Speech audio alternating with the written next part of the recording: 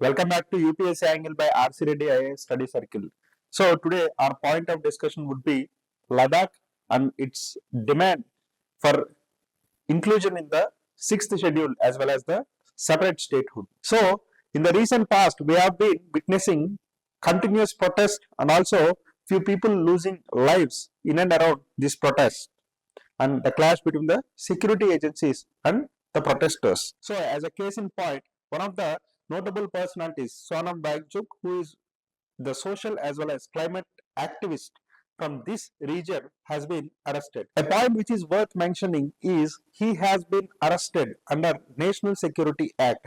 This is a very rare occurrence of arresting somebody under National Security Act. So it is in this background that we would be discussing about Ladakh issue and also why or what are the aspects that Ladakh would be gaining from inclusion in the sixth schedule. Also, what would be the advantages of Ladakh if given statehood. Also, we would look at the counter view, the view from the government, why it is hesitant to give or yield for the demand of statehood as well as inclusion in the sixth schedule. Most important of all, we would see how this issue can be properly dealt with in UPSC angle, especially from the mains as well as prelims point of view with sample questions.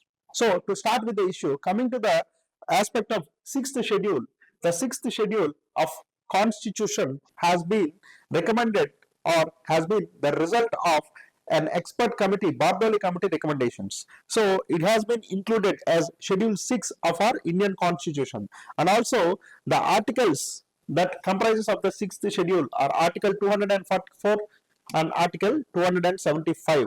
The main intention behind the Bardoli committee was to preserve the tribal identity as well as the autonomy, making some special arrangements, especially with respect to the tribal areas in the northeast region. At present, the sixth schedule is in implementation in 4 northeastern states. They are Assam, Meghalaya, Tripura, Mizoram, famously called as AMTM.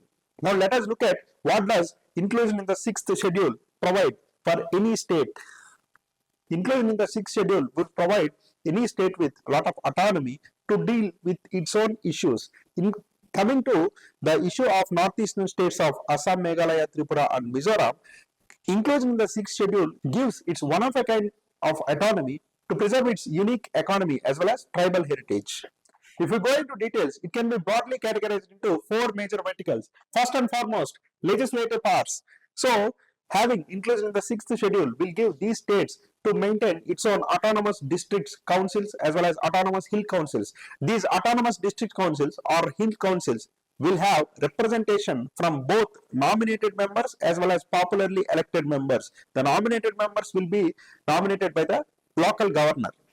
Now, coming to these ADCs or hill councils, they have power to make legislations, regulate and administer their own forest resources as well as lands, and also make laws and regulations with respect to their customary law of these local tribes. And also they will be having certain executive power beyond that of the state, especially to manage the local issues like schools, infrastructure, local transport, roads, etc. And also apart from legislative and executive, they also have some financial powers to levy and collect taxes on certain items, including granting license to minerals that are being excavated in that area. On top of everything, they also have some judicial powers to set up local courts for tribal disputes, especially when the dispute to which the punishment would be less than or equal to 5 years, they can set up such judicial courts. All in all, if you observe carefully, they have a lot of local autonomy, especially with respect to ecology and developmental demands of that particular hilly areas. Specifically to mention, if you look at the economic initiatives, especially with respect to regulation of tourism, agriculture, renewable energy development, after abrogation of Article 370 in 2019, these areas of tourism and development of renewable energy projects are a case in point or a point of discussion. So these communities, especially in Ladakh, wanted to develop these issues in their own way without any kind of excessive outside interference. Similarly, if we try to look at the statehood demand. Statehood demand is also parallelly being mentioned by the protesters. The statehood demand definitely have an advantage of better democratic rollout.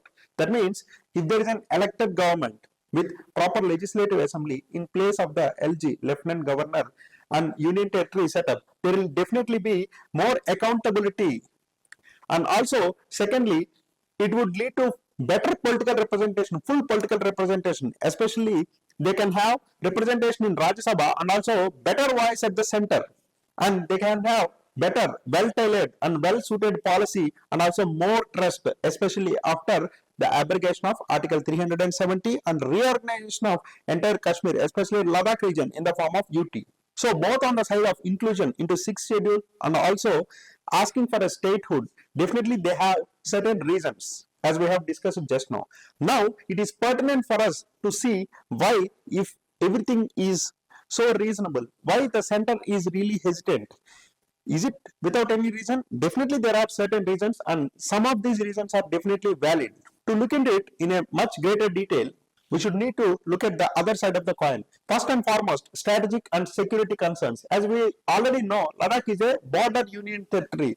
Border union territory, which is a troublesome border, especially on one hand, it is sharing border with China in the form of LAC. On the other hand, it is with Pakistan. Both are troublesome borders. And also, we have a very recent history of border skirmishes or border clashes in Galwan, Pangong, etc. In this scenario, granting greater autonomy in the form of ADCs and AHCs, once they are operated, it will bring a lot of concerns with respect to border management and strategic security issues. Secondly, in comparison with the northeastern region, the demography of Ladakh is unique. First and foremost thing we should mention about the size. Ladakh all in all has close to 3 lakh population. So with this much lesser number of population, if the demand for inclusion in the sixth schedule is considered, it will definitely create a precedent. So this inclusion would trigger much more demands from other areas like Andaman, Uttarakhand and some hilly and tribal regions of Himachal Pradesh. In short, it will open a hornet's nest. Last but not the least, Ladakh is in developmental deficit, not now, since decades. So it is high time that Ladakh development is taken very seriously. Whenever a greater autonomy is given, it will be having a risk of being a developmental roadblock, because all these ADCs and AHC arrangement will definitely slow down many central projects relating to military logistics and other infrastructure development, energy generation projects, etc. So keeping all these things in mind, the center is definitely not in favor of granting either the statehood or inclusion in the sixth schedule. So all in all, after looking at both sides of the issue, we can say that though Ladakh definitely has some point in asking for complete statehood as well as sixth schedule inclusion, but looking at from center's point of view and also our strategic security point of view and developmental point of view, especially as we are dealing with the border areas of highly vulnerable and risk prone borders, so center also has definitely some merit in being adamant. So coming to our main aspect of UPSC angle, now we'll have a look at some of the sample questions both in the preliminary as well as in the mains. So first and foremost, as we discuss about the preliminary angle, so questions can be asked on many factual aspects or also many details with respect to the arrangement in the Schedule 6 areas, the comparison between Schedule 5 and Schedule 6 and many other such issues.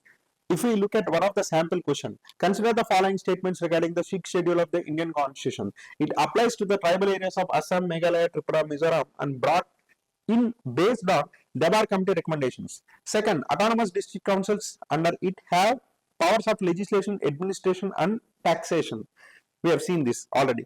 The constitutional basis is under Article 244 Clause 2 and Article 275 Clause 1. As we have clearly seen, Statement 2 and 3 are correct. Statement 1 is incorrect to the extent of Dabar Committee. It is actually Bardoli Committee. So the correct answers would be 2 and 3 since the question is asking for correct statements. So similarly, if we try to look at the mains questions can be asked both from GS paper 1, paper 2, also from paper 3. If we try to briefly look at the areas from where questions can be framed, in GS1 it would be salient features and of Indian society as well as the diversity, especially the tribal identity part of it.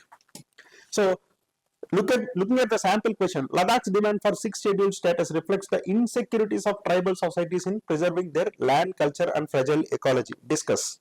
This could be a sample question. Next, coming to GS paper 2 with respect to comparison of sixth and fifth schedules.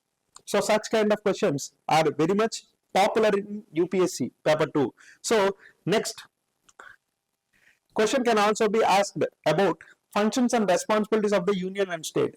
UTs versus statehood debate. So not only Ladakh, many states are currently aspiring. Not only Ladakh, many states are currently aspiring for statehood. So in this context, a sample question could be thought of like this.